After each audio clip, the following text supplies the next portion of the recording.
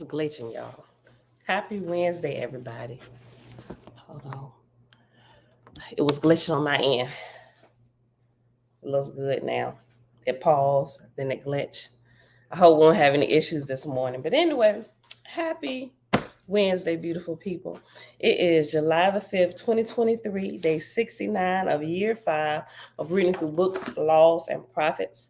And of the 5-year consecutive day counts, it is day 1449. Today, we will pick up reading in the Holy God spell found in the Holy Megillah, also known as the Secret Nazarite Scroll, with chapter 14. Chapter 14 on page 430, and it is entitled Reports on the Wondrous Child Spread and an Account of the Sacred Procession of Children and Elders. And that's a pretty short chapter, so we're going to read a few. This first chapter is like 15, then the next one is 19 verses. The next one is like 46 verses. The next one is like 11 verses.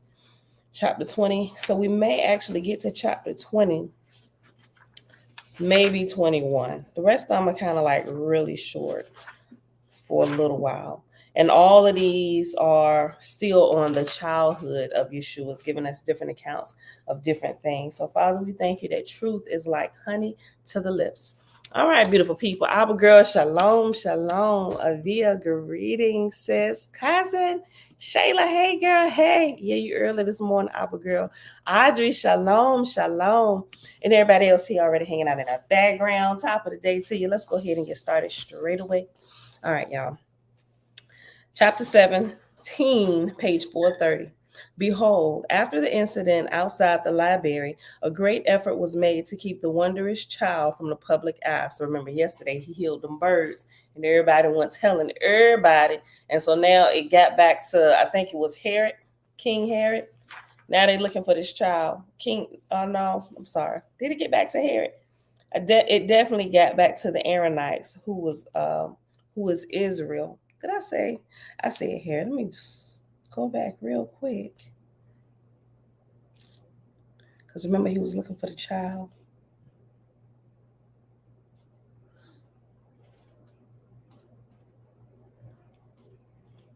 Oh, unfortunately, the story reached the ears of the Egyptian authorities and the Aaronites, who began asking questions about the boy.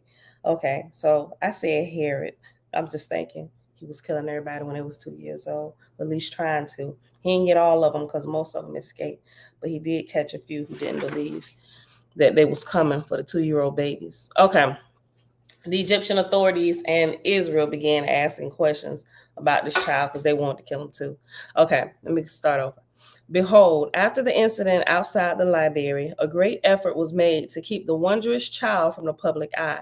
Nevertheless, other reports of the wondrous child spread amongst the people. Yea, some people claimed to have seen flowers spring up beneath his feet where only barren ground had been before. Others reported seeing him walk out on the lake without falling into the water. The story spread, and the authorities took notice, but still did not know where the child resided. His companion children of the Nazarene encampment outside Alexandria were in awe of Yahshua, not from fear, but respect. Yea, they loved Yahshua, their playmate, and each morning before butterfly school, they followed him in a sacred procession to the lake. For every morning at sun up, Yahshua walked to the lake with Joseph. At the lake, Yahshua talked with the children, answering their questions and teaching them. But he also played with them, for behold, the Lord had come as a child of mankind, yea, and played with great pleasure. So we always seen him hanging down by the lake as he was older, around about the age 33, 32, 33. It didn't say he had a birthday, but if he was there, he probably got there about 30, from the age of 30 to 33, according to the Holy Bible. For every morning at sunup, Yahshua walked the lake with Joseph. At the lake, Yahshua talked with the children, answering their questions and teaching them. But he also played with them, for behold, the Lord had come as a child of mankind, yea, and played with great pleasure. Lo, many Nazarene priests and priestess joined the daily procession of the children to listen to the holy child teach. The priest and priestess, all but one, skipped the plane and waited for Yahshua to teach them. That one was David the Yair, for he never skipped the plane and was the biggest jokester. But hidden within the play was also the truth that David was the chief lion in charge of protecting Yahshua. Yea, and other hidden lions were unseen but present. The next chapter, chapter 18, the Holy Family returns to Mount Carmel. Page 431. Within months of the departure of Miriam and Zibiah to Magdala, Joseph and Mary with the child Yahshua also fled Egypt, for the word had spread in Alexandria of a wondrous child who performed miracles and lived in the wilderness, and a bounty had been put on his capture, yea, and the capture of his parents. Wherefore the Holy Family left for the Mount Carmel area where both Joseph and Mary had roots. At the Nazarene kibbutza near Mount Carmel, Yahshua was raised from the age of 7. His true identity was unknown to any near Carmel except his parents and a few of the most venerable elders and eldresses. And though his village was not terribly far from Magdala, where Miriam was living with Zibiah, the elders and eldresses chose to prevent their visitation for fear that attention be called to the wondrous children before their time. At this time, Nazarenes could live in their villages without being slaughtered, but to preach their doctrines in public was outlawed along with the Holy Megillah. Yet, if a wondrous child were reported, the religious and governmental authorities would intervene without mercy, fearing rebellion by Messiah-minded mobs. Even so, persecution by the Aaronites, or Israel, was somewhat relaxed due to their preoccupation with the occupying army of Rome. Not to say that the Aaronites would not persecute or kill a Nazarene presented to them, but that they spent less time chasing them down for arrest. For 7 years, until the age of 14, Yahshua studied with the Nazarenes of Mount Carmel. He often sat in the cave of Elijah and received instruction from the venerable elders and eldresses of the nation of Yisrael in dispersion. Yahshua approached all assignments with great sincerity and diligence, for though he was God immanent, Yahshua had come to be an example of righteous human behavior. Yea, he set the perfect example for all the youth of his kibbutza. Kibbutza is a community. And this was as it should be, for by his own design, he had at his disposal only the physical and mental capabilities latent in all human beings, his godly powers being veiled. Yea, he had come to demonstrate what we may all become and to show the way to that unfoldment. Next chapter, chapter 19, page 432, Eternal Learner, Shalom. Just me, time to make the donuts. For those of you who are old enough to remember the commercial, Creator Bless. I remember that commercial. Elijah, peace and blessings. Time to make the donuts. Time to make the donuts. Chapter 19, page 432. 12-year-old Yahshua creates a disturbance outside the Aaronite temple in Jerusalem. When Yahshua was 12 and had been outside the kibbutza but little, Joseph and Mary took him on a long journey to the wilderness outside of Jerusalem. For behold, a woman of Mary's family was to be married in a hidden Nazarene temple in the wilderness outside of Jerusalem. And this temple appeared to be but a farmhouse. Lo, Joseph said to Mary, we will not enter Jerusalem itself. Rather, we will stay outside the city. Wherefore, let us take Yahshua. For behold, it is time that he began to see the world that he will one day minister unto. Mary agreed, and the journey to the wilderness outside Jerusalem was made without incident. But while Joseph and Mary made merry with the adults after the wedding, Yahshua went to Jerusalem on his own accord, leaving a note for his parents. Behold, the note said that he would return the next day and ask them to please not follow. Like, what? No, you ain't. You 12 years old, and you telling us you're gonna be back tomorrow. Like, you on curfew until you 18, and if you still live in our house, our doors are locked at 11. Hold on. Verse 8. While Joseph and Mary made merry with the adults after the wedding, Yahshua walked into Jerusalem on his own accord, leaving a note for his parents. Behold, the note said that he would return the next day and ask them, please not follow. Mary was upset, but Joseph said, he is nearly a man now, and he knows better than we. Okay. Mary was upset, but Joseph said, he is nearly a man now, and he knows better than we how his ministry must unfold. Even so, he will be disciplined for not first asking our blessing. For I have been given the role of father of the father and will not shirk my duties. Yea, Yahshua must let his ministry unfold as he is led, and I must discipline him according to the ways of wise fatherhood as I am led. Yahshua said, I'm going to take that 5 o'clock whooping. You going to take the 5 o'clock beating? Mm-hmm. Y'all don't know what I'm talking about. Y'all ever watched the comedian Sinbad?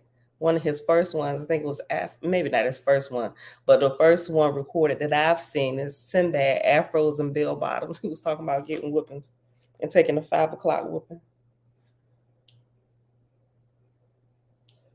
Okay. Verse 14, page 432. When Yahshua entered Jerusalem, he walked to the steps of the Aaronite temple. There, standing near the outer steps of the temple, Yahshua saw 7 Aaronite priests debating a question of scripture. Yea, they were debating the meaning of the Passover and whether the angel of death was Yahweh or his angelic ambassador. Yahshua listened patiently. Then, when the priest paused, he asked, do you truly believe that any god or holy angel would kill the firstborn child of every household in Egypt that didn't perform the prescribed animal sacrifice and smearing of the blood? What? Why was this not put in the Bible? Wait a minute. Wait a minute. Listen. Let me read this again. Listen to what he said. For those of us diligent readers who constantly read the Bible, then started studying the Torah and the Old Testament and the prophets, we realized that blood sacrifice, even animal, was forbidden by Creator. Not reading anything else, just reading that and paying attention to the details of what it said. Listen, but depending on who teaching it to you, and you don't read it yourself and study it yourself, you study certain passages, not y'all, but Bible thumpers of who I used to be a part of. We only study certain passages. We ain't really get into the nitty gritty of this that will really unfold some truth and lies right before our eyes. Listen, verse 14. When Yahshua entered Jerusalem, he walked to the steps of the Aaronite temple.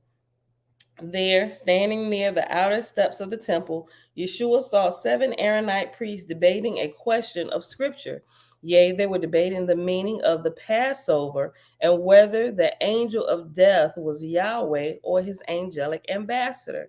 Yahshua listened patiently.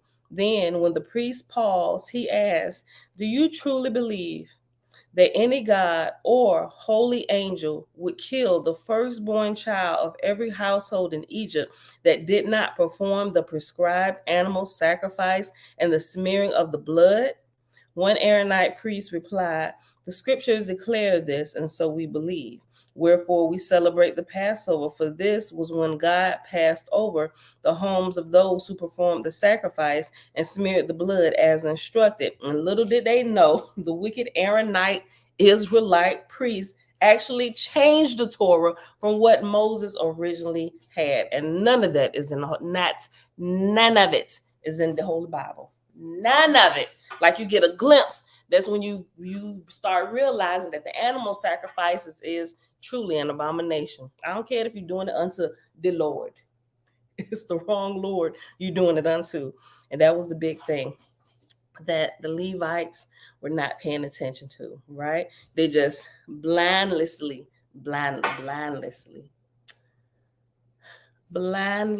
and mindlessly. I'll put them 2 words together when I didn't think about it. Blindless would mean you're not blind. Okay. Mindlessly, they were blindly and mindlessly following what they were taught without checking it out. Don't use blindlessly. That's not right. Even though I put it together, just I wasn't thinking. Blindly and mindlessly is what I was trying to say. I really did not mean to put it together. Okay. Verse 17, let me just say it one more time. Yahshua listened patiently. Then, when the priest paused, he asked, "Do you truly believe that any god or holy angel would kill the firstborn child of every household in Egypt that did not perform the prescribed animal sacrifice and the smearing of the blood?" One Aaronite priest replied, "The scriptures declare this, and so we believe. Wherefore we celebrate the Passover, for this was when God passed over the homes of those who performed the sacrifice and smeared the blood as instructed." God did not pass over the homes of those who did not perform the sacrifice and did not smear the blood. Rather, God killed the firstborn child of every family that did not perform the blood ritual. This is the truth according to the Torah, said the Aaronite priest. Yeshua replied, "I have come from above with a message to below.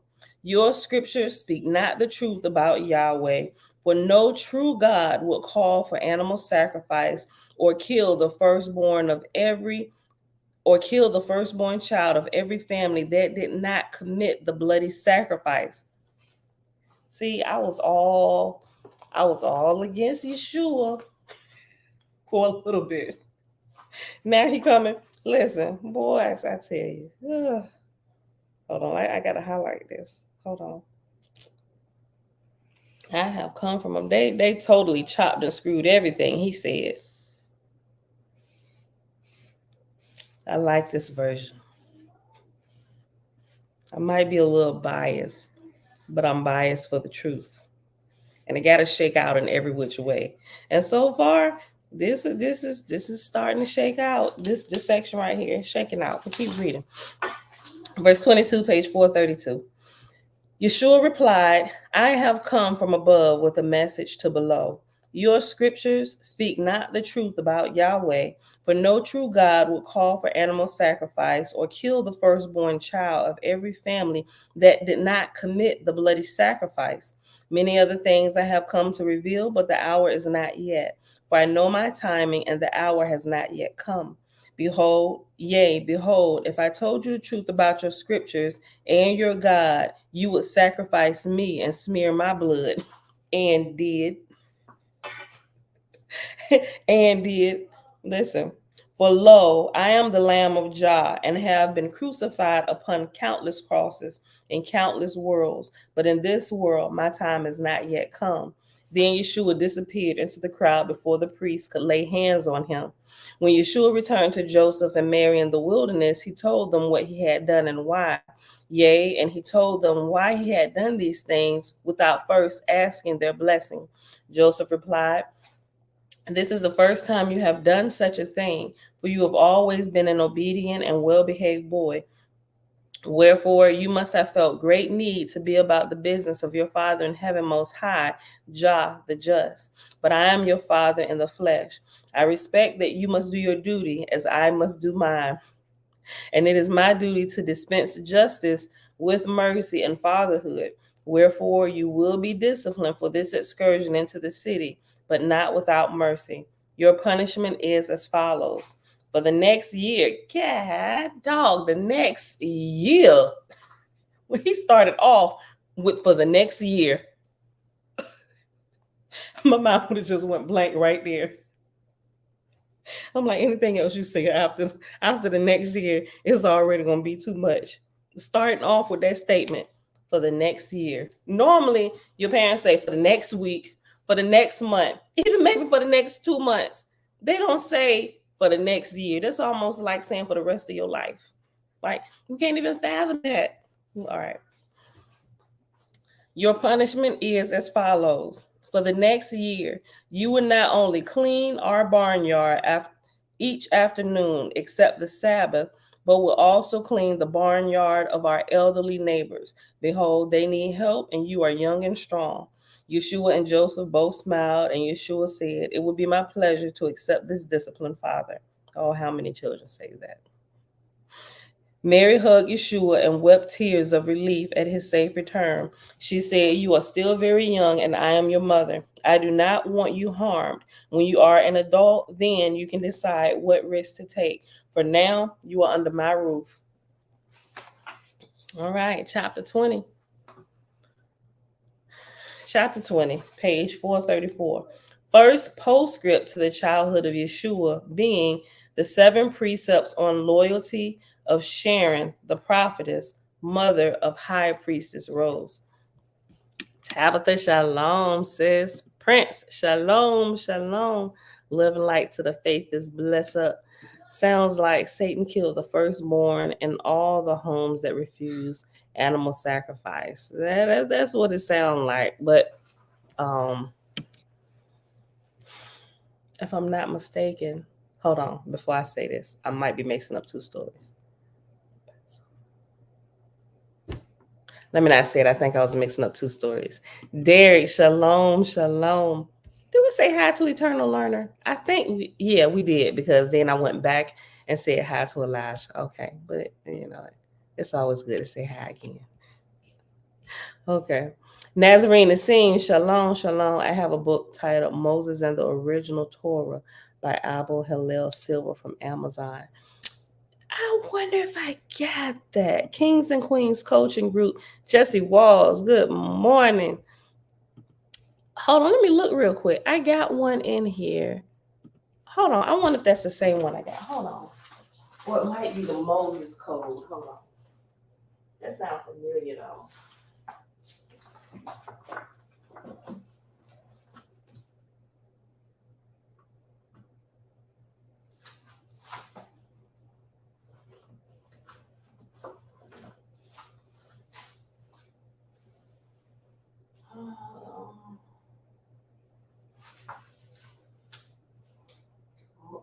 Moses and Akhenaten, not that one.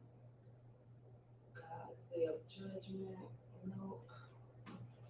Must be on my other bookcase.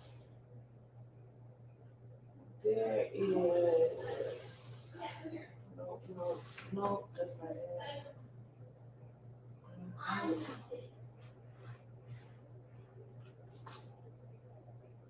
Dictionary, nope. There. That looks familiar. I gotta check my other bookcase. There is one that I got. Somebody mentioned this old white gentleman a long time ago. He mentioned this book, and I found a copy. I had to order it? I don't even remember where I had to get it from, but I only had like a couple left. I paid like $60 for it. Hold on, real quick.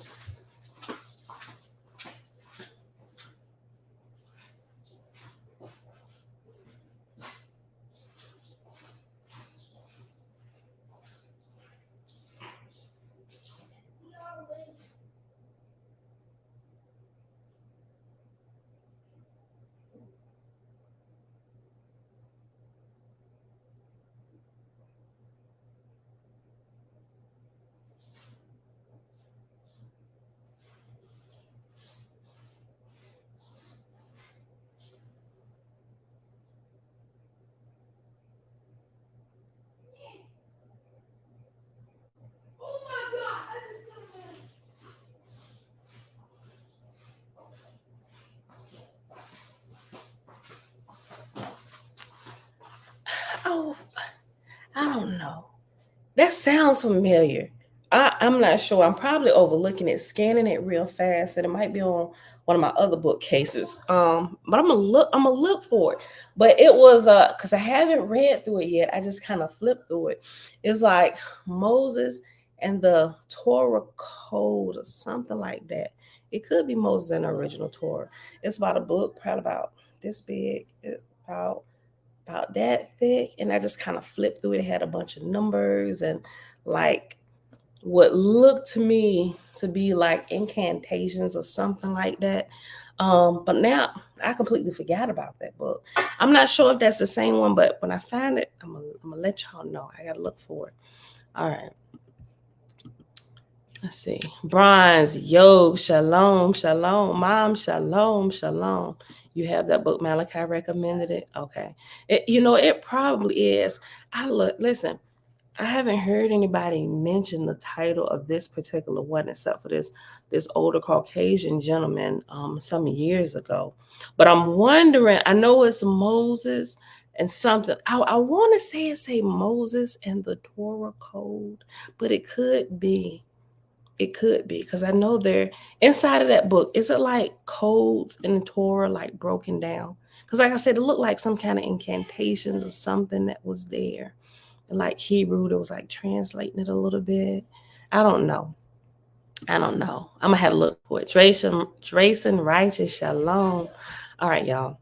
Let's get back to this. We at 647. Okay. Chapter 20, page 434 in the Holy Megillah.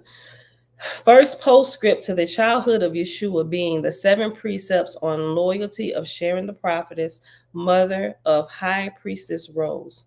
Preface to the sayings of Sharon. Behold, I was given the name Sharon to honor my ancestor Abishua, the lion of Sharon, who composed the psalm for Davidah, which likened his wife Davidah unto the blue rose of Sharon. And after the psalm for David, hold on. Davidah, Davidah, the psalm for Davidah. It's reference number one. Number one at the bottom says, Davidah is a Nazarene feminine form of the name David, which means beloved. Davidah is pronounced David Okay, David Okay. David with the emphasis on the second syllable. Okay. Behold, I was given the name Sharon to honor my ancestor Abishua, the lion of Sharon, who composed the psalm for David which likened his wife David unto the blue rose of Sharon. Even at that time, the blue rose was exceedingly rare, growing only in the gardens of the Nazarene Mother Temple, which at that time was in the region called Sharon. Behold, the Psalm of David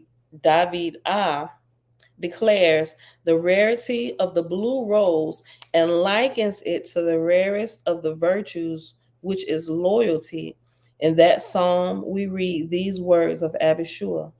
Lo, the loyalty of David is like unto the blue rose, the rarest of the rare flowers, the secret of the mother temple. First precept of Sharon. I, Sharon, of the lineage of Abishua and David and being the rightfully proud mother of high priestess Rose, say unto you, loyalty is as rare as the blue rose, yea, and as beautiful. Second precept of Sharon. Loyalty is demonstrated through test of time. Third precept of Sharon. Abishua correctly taught loyalty is the rarest virtues and the most beautiful. Fourth precept of Sharon. Loyalty is the proof of true friendship, even the proof of true love. Fifth precept of Sharon. The rarest loyalty is also the rarest act of love, to remain loyal in times of hardship, especially when the one we are loyal to is under attack, even if such loyalty demands personal risk and suffering. Wow. Let me read that again. Fifth precept of Sharon. The rarest loyalty is also the rarest act of love, to remain loyal in times of hardship, especially when the one we are loyal to is under attack, even if such loyalty demands personal risk and suffering. Sixth precept of Sharon. The loyal friend has no ear for gossip and shuns gossipers like the plague they are. They called them a plague. Seventh precept of Sharon. The gossiper has no loyal friends, for as Abishua declared, birds of a feather fly together. That was good. Hold on. I'm going to just do this whole page. 2 pages. A page and a quarter. All right. Oh, yeah. Okay. Chapter 21, page 436. Second postscript to the childhood of Yahshua being 7 precepts of thanksgiving of High Priestess Rose, who is called the Rose of Sharon because she is the daughter of Sharon, the prophetess. First precept of thanksgiving. First and always give thanks in humility that you be, for you did nothing to bring yourself into being. Yea, give thanks to Jah and Elohim, for you be as an act of their grace in Yah. Second precept of thanksgiving. Give thanks in awe and recognition of your own profound grandeur. For behold, you are a spark of the eternal flame of Yah, a drop of the ocean, a drop of the one ocean of being.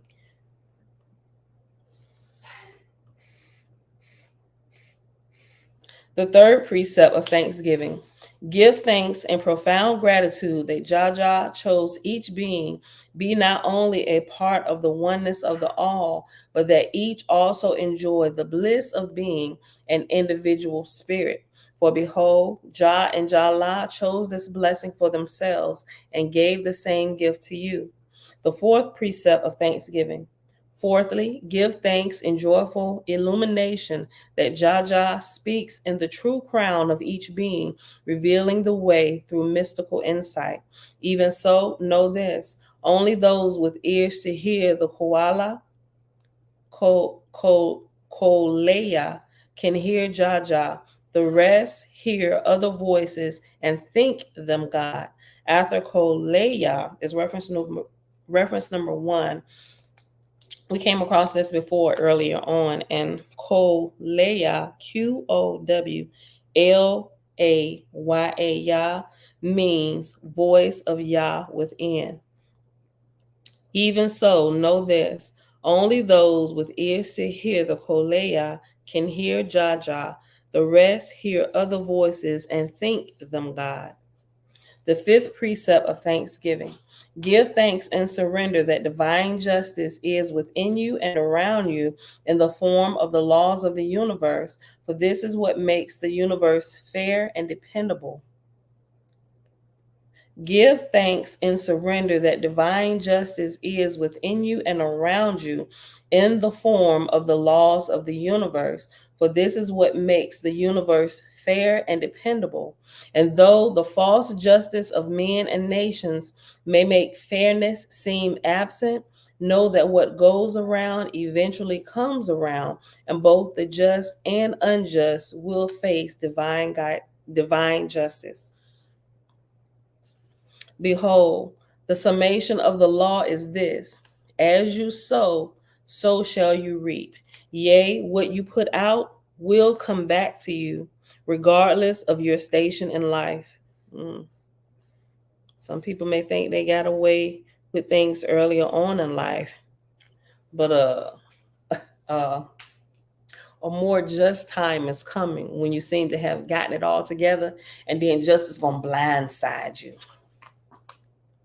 And then it's going to be like, what in the world? And then when you really sit and think about it, you will be able to backtrack why you got blindsided. Behold, the summation of the law is this: as you sow, so shall you reap. Yea, what you put out will come back to you, regardless of your station in life. This is ultimate fairness for which we give thanks. Though we give thanks, we also tremble before the majesty of divine justice. Yea, and then give thanks once again for divine mercy, the ministry of salvation of the Lord Christ and Lady Christ, Jade and Jana. The sixth precept of thanksgiving. Give thanks in the great hope of eternal salvation for all beings. Behold, divine justice is the masculine scent of Jah, is always in divine sexual union with Mother Mercy, the feminine scent of Jah. Let me read that again. Okay. Verse 15. The sixth precept of thanksgiving. Give thanks in the great hope of eventual salvation for all beings. Behold, divine justice, which is the masculine scent of Jah, is always in divine sexual union with Mother Mercy, the feminine scent of Jallah. And Jah so loves her scent that he lets, what? Hold on.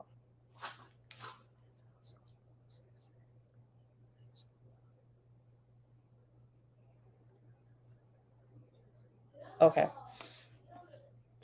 And Jah so loves her scent that he lets Jallah have the final say, but just barely, mercy getting the nod over justice, but only slightly producing the motion that is the power of love, the supreme power.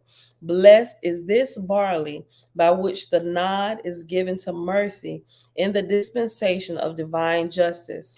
For behold, in this realization, our trembling is eased, our hope increased. And that hope is for the eventual raising unto eternal blessedness of all beings through justice, tempered by mercy, in space through time of eternal now, the play of the eternal, which is the dance of Jah and Jallah.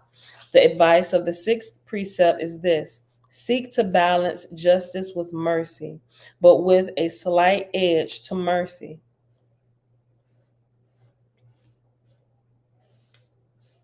And give thanks that Jah does the same. For behold, that edge is due to the power of love, which is the greatest power, the power that moves the all in perpetual ascension, without which would be only the stillness of Yah.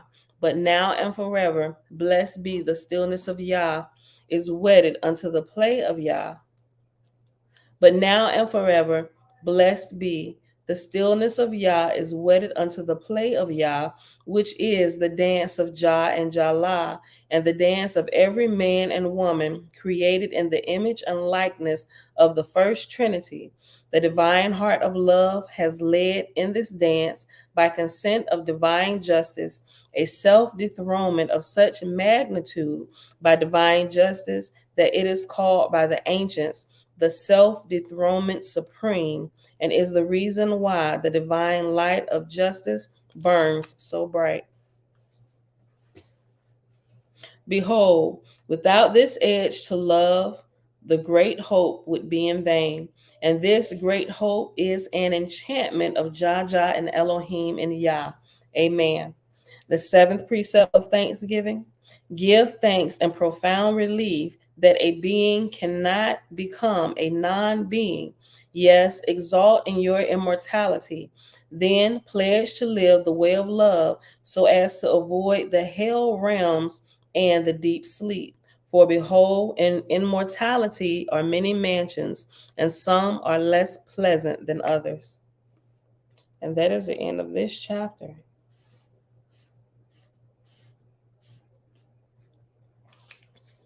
We still got 15 minutes. Okay, chapter 22. Jamia Shalom says, fading to the background. Are you going to read 30 Years Among the Dead? I have it. I've listened to some of it. Y'all want me to read it out loud? Oh, it's so good. Think about that. Are you asking me, am I going to read it out loud here? Because that's almost like on the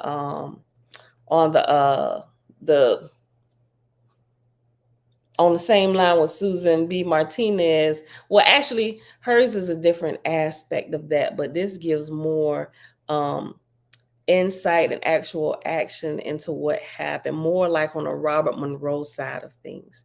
As she explaining how things happen, they actually give the stories of what has happened to them. Read it out loud? We might. I don't know. That'll be super cool though. I don't know. I'll take a tally. We'll see.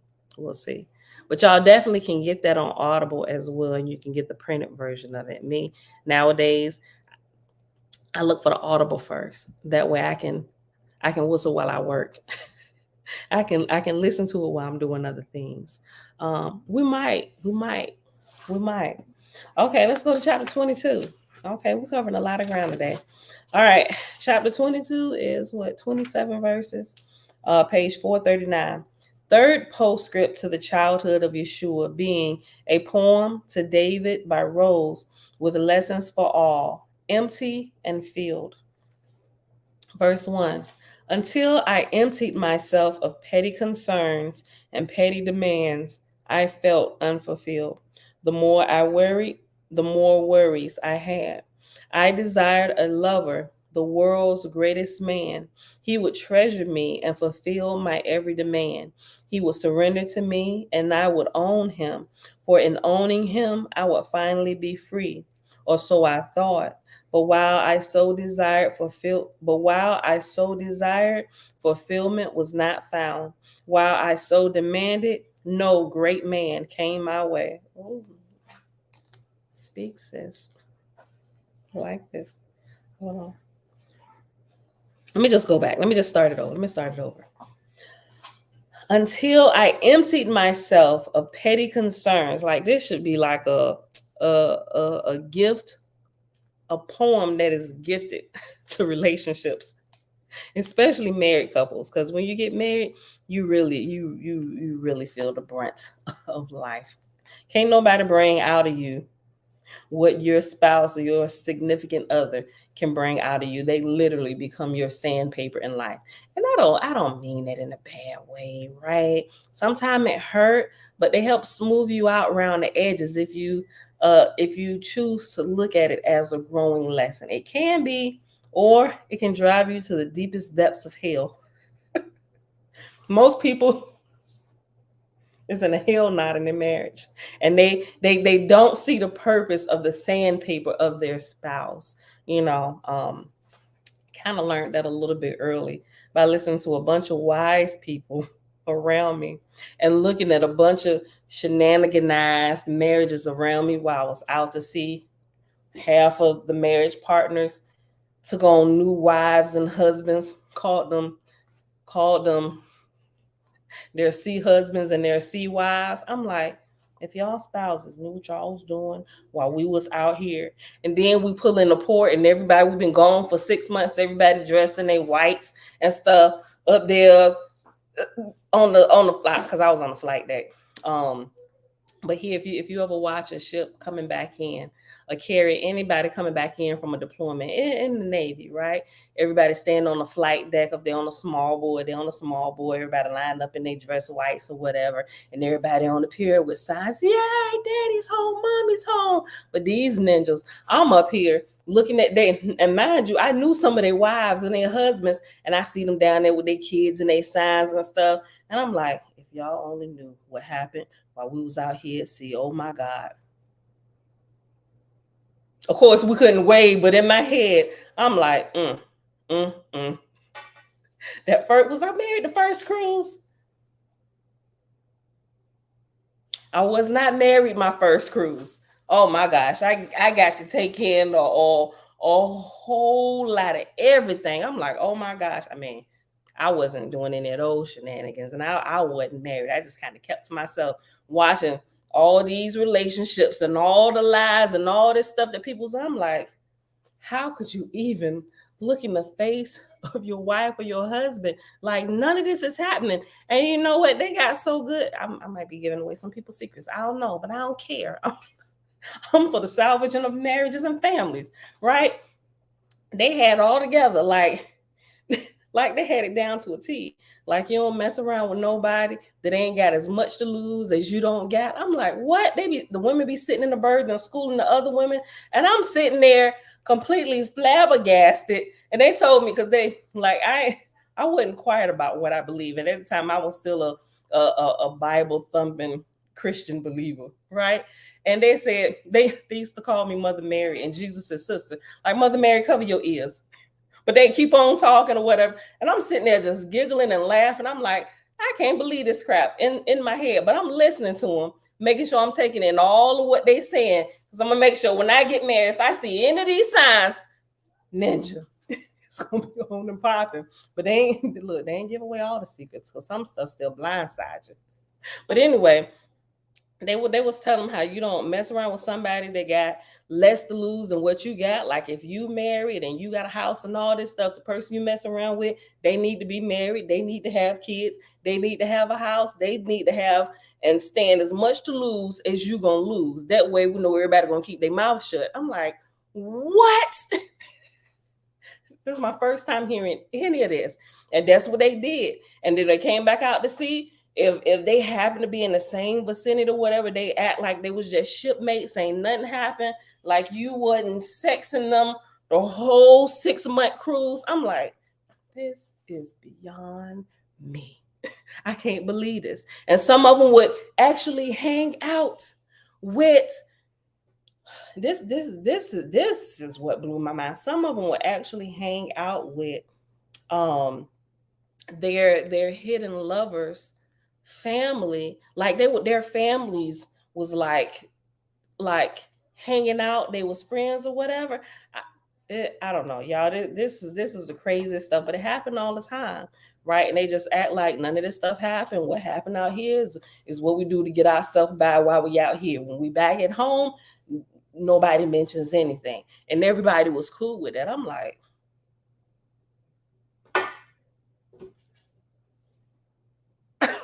I couldn't believe it. Listen, this is crazy. Read your comment. Listen, okay, let me go back to reading this. Page 439, verse 1. Listen, I'm going to read the title. This is chapter 22, third postscript to the childhood of Yahshua, being a poem to David by Rose with lessons for all, emptied and filled. And Jamil said, hold on.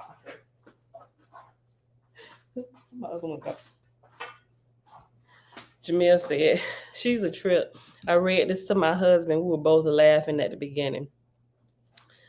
Until I emptied myself of petty concerns and petty demands, I felt unfulfilled.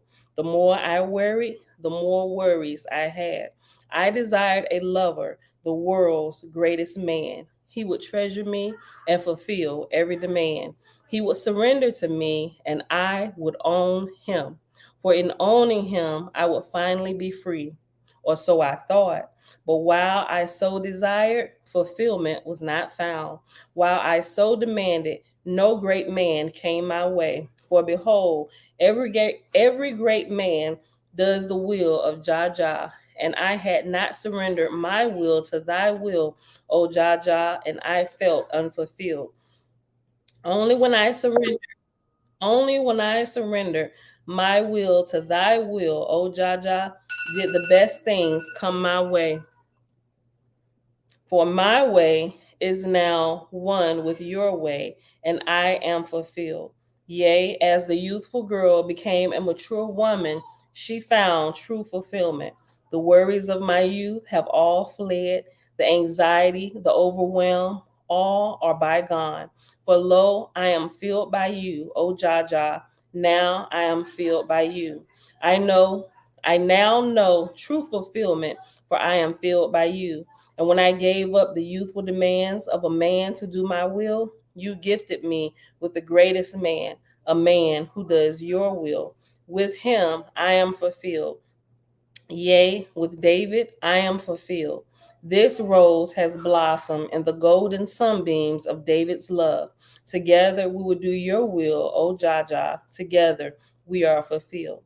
My man looks me in the eye and whispers to me, saying, with you I am fulfilled, and with no demands by me, demands voiced or unvoiced, his joy is to please me. And I find pleasure in pleasing him, and we find pleasure in pleasing Jah. Wherefore I say, to be fulfilled, first be emptied. That was good. And that ends us right on our target time. That was my 5-minute alarm telling me, sis, wrap it up. All right, y'all. And that is it for today. Let me put my little thing here. We read all the way to page 440. All right, y'all. It is Wednesday, July the 5th, 2023, day 69 of year 5 of reading through books, laws, and prophets of the 5-year consecutive day count. It is day 1449. We read chapter 17 all the way to chapter 22, which were pages 430 to 440. And Father, we thank you. Not only is truth like honey on the lips, but we thank you for ever being faithful to the truth, because you are truth forever and always. All right, beautiful people, that is it for today. I'll think about it. If y'all can, go get the book 30 Years Among the Dead. It's really interesting. It is really, really interesting. It answers some questions about some things, gives you a little bit of insight from different perspectives. I like it. I didn't finish it yet, but it's really good. If you like My Big Toe, anything by Robert Monroe, you're going to like that. Matter of fact, it could have been My Big Toe, or maybe the first book in a trilogy of Robert Monroe's books where they mentioned, oh, wait a minute. I think Susan B. Martinez mentioned that book. I think in like the preface.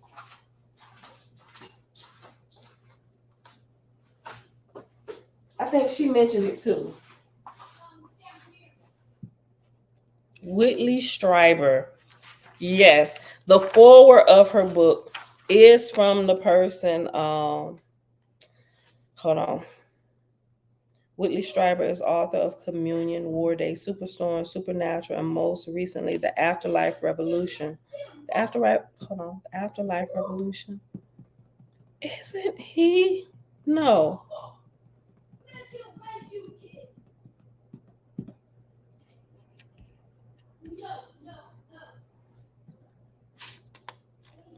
Maybe it's what you call it. But this is it's like the same genre of stuff. Bell Ann died at 7:15. I want to say this was Whitley. Hold on. Let me look. Hold on. 30 Years Among the Dead. Because some of them they mention one another's books as references. Hold on, let me look real quick. 30 Years Among the Dead. Audible. Library. I got so many books in my 30 years.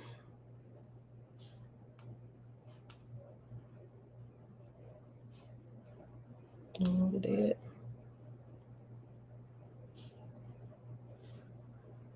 Audiobooks.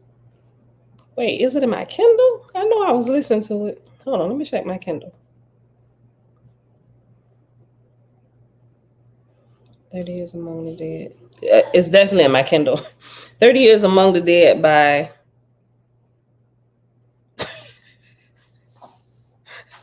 the author's name. The author's name is Dead Carl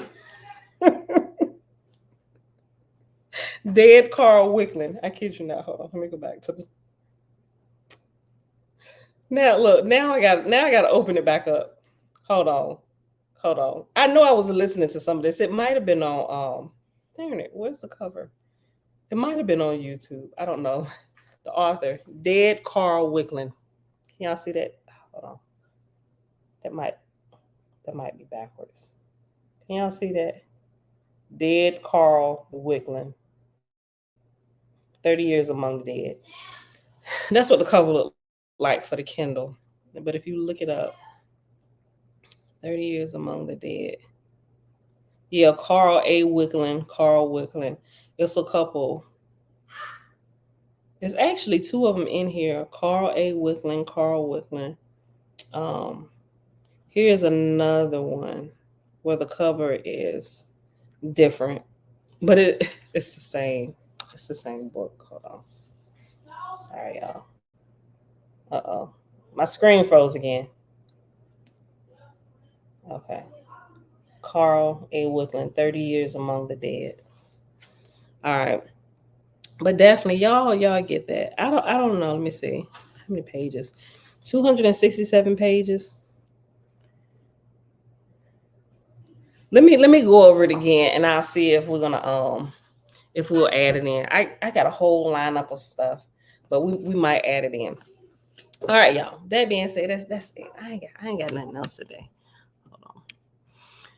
Y'all watch Black Mirror season 6 episode Demon 79. It's about an overshadowing spirit. Okay. I'll get a chance to watch it sometime in the next coming days. I'll put it on. All right, beautiful people. That's it. I ain't got nothing else. Tiffany! Oh, he jumped up. Tiffany! Hey, cousin. Also, Joan is Awful is about, wait a minute. I think I seen. Also, Joan is Awful is about AI, social media tapping, and accepting terms and conditions, contract without really reading them. Okay, I heard about that, but I haven't watched it yet. Okay, let me write it down. Joan is Awful and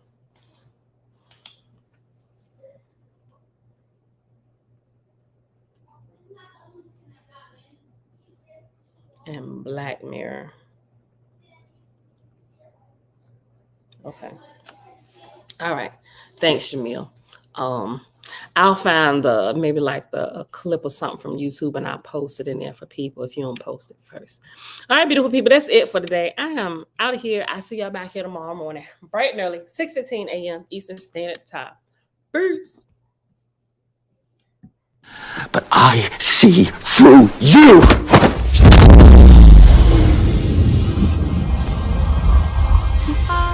I'm from outer space. I got Milky Way for blood, evolution in my veins.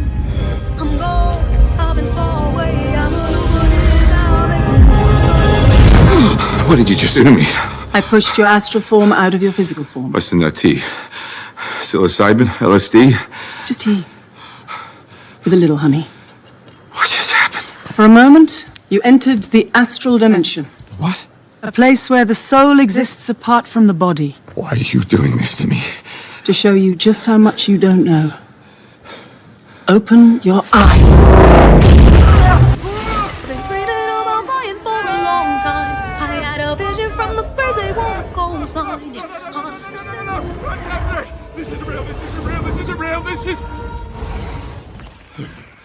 Been dreaming about flying for a long time. I had a vision from the birds, they want a cosign. His heart rate is getting dangerously high.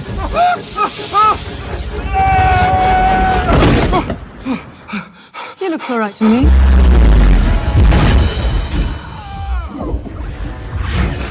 You think that this material universe is all there is? I don't need gravity, I need What mysteries lie beyond the reach of your senses? Existence, mind and matter meet. Thoughts shape reality. I don't need gravity, I just need growth. I'm a fine line, I'm a mislead of this illusion. I am not really here, I'm an intrusion. I don't swim or sink, I just float. Some benevolent and life-giving, filled with malice and hunger. Dark places where powers older than life and waiting.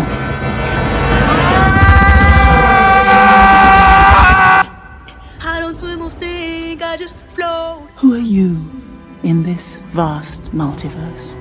I don't need gravity, I just need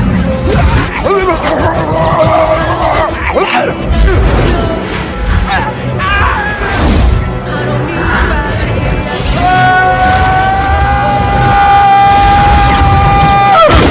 need gravity, I just need growth. Have you seen that before in a gift shop? I don't need gravity, I just need growth. Teach me. No.